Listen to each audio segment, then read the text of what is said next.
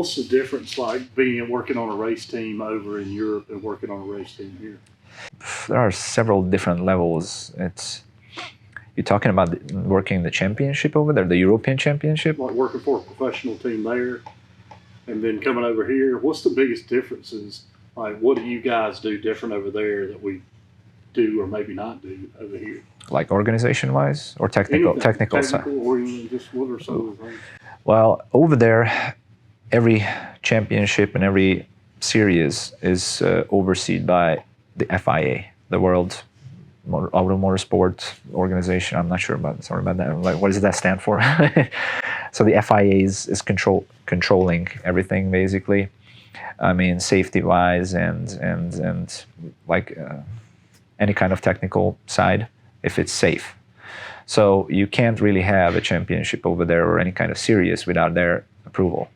Therefore, everything must be the safest and highest level of safety equipment and technology to make it safe. Trucks over there has got speed limit, you know, the weight and everything. If they would do over 100 miles per hour, they can go through concrete walls like it's not even there. The Brazilian truck racing championship was the last, I believe they call it Formula Truck Series.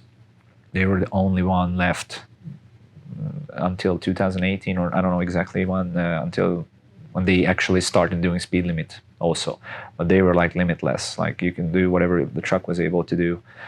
But there were crashes like when the truck literally went through the concrete wall, then laid down a whole forest, then ended up on the road or something, because it was just the guy passed out and laid on the gas and just went through anything came across. So they stopped doing this. And back in the days it was like that over there too, but it's a safety thing. The trucks over there in the series is basically prototype. They are basically prototypes, like I don't know, axles, brake system, part of the drivetrain, you know, like transmission housing and the gears and stuff like that is stock, like what they're using on the road. But clutch, engine, and the rest of the truck, the chassis, secondary chassis or support chassis they call, everything is custom made and prototype. Engine is behind the cab, like, because as low as you can't even imagine, you know, it's like on the ground. Pretty much that's it. And from there, everything is custom made, you know. The cab is stock, maybe. I could say the outline of it. Let's put it this way. Everything else is different.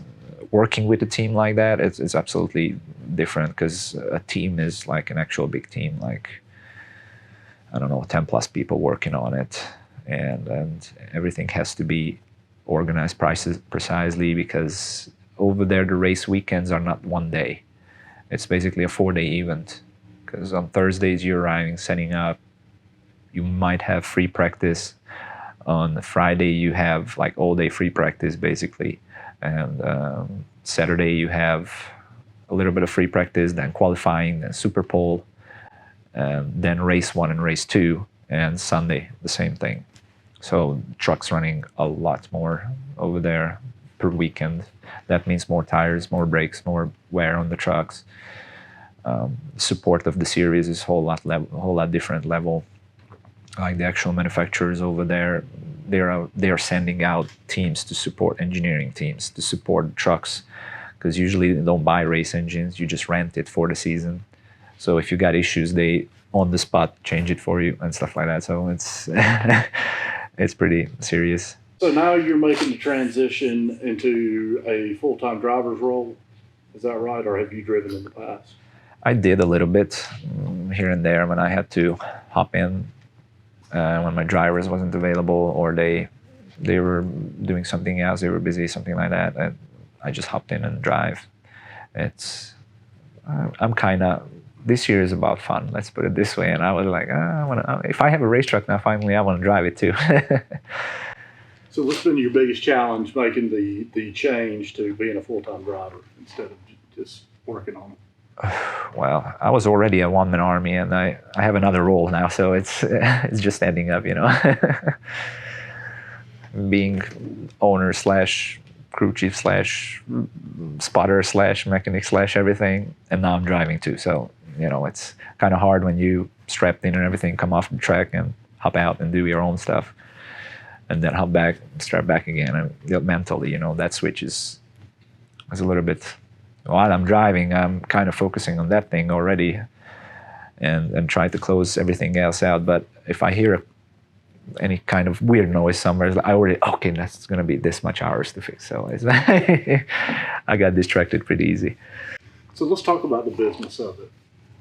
Once you, I guess I'm assuming, how did you become an owner? And Ooh. Well, it was actually, it wasn't the plan originally. I kind of wanted somebody to, as I mentioned earlier, I was just an engineer for the team I built this truck with. And I was kind of hoping somebody's going to buy this truck, and he or she or whoever is going to need some help to operate it and know the technicals of the how to basically maintain and operate the truck, kind of hire me as an engineer for the team. And I ended up, like, almost everybody bounced me off if I can get some sponsorship, therefore help to buy the truck for them, then we can talk about something. And I was doing rounds and rounds with my contacts and try to figure out who would help. And after like a week or two, I just, out of nowhere, just, wait a minute, these guys want to buy the truck for $0. I'm like, okay, I got $0. Let's do another trip. and then I set it up everything as like, hey, I want to do it. So that's how I ended up owning it. And how many championships and wins do you have now? Unfortunately, no championship wins, but I got 2 second places. So overall. You haven't won a truck race yet? No, championship, you said. So championship and wins. So no championships. Oh, how many wins? Yeah.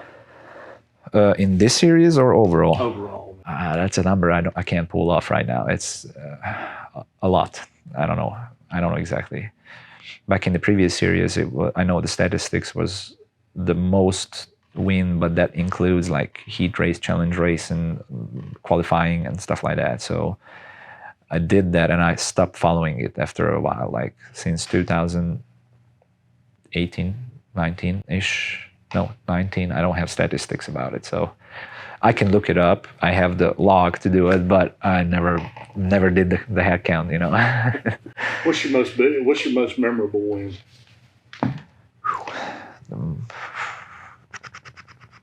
That's a good question there, because I had a lot of, because of this, because of that, you know. Most memorable, I would say I-44 Lebanon, because I remember Tommy, that happened the previous series though, 2017.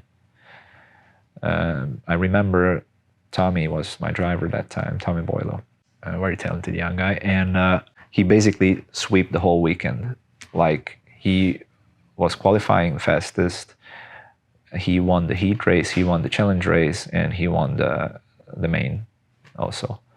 So I believe even in practice he was fastest, but I'm not sure about that. So that was like a all-in, full-in, you know, stuff. So that was, and it was one of our early wins. So it was kind of a big deal that time, I would say, when we pulled that one off. Say a guy like you that's over in Europe right now, cutting his teeth, what advice do you have for this kid coming up? Who? If he wanted to be in motorsports as an owner, driver? Who? I'm not even sure if I have an advice on that, honestly. That's a deep one over there. The thing is, there's no recipe for this. I was lucky in so many ways. It's because of who I knew and helped me, and the way they did, and the situation I'm in, and stuff like that. It's like, okay, if you follow this 10 step here, then you get there. Just keep doing it. I would say it's there's no secret. That's what everybody thinks. There's a secret. It's like, oh, no.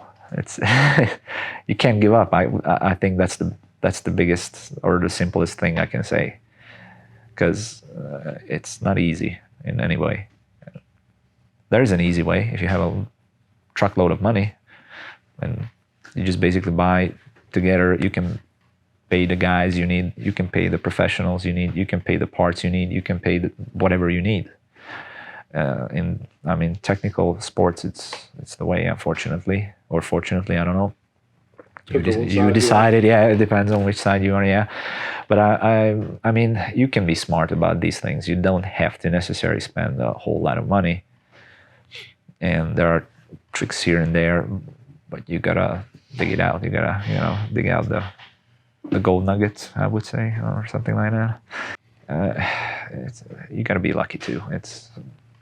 If somebody says otherwise, it's not true.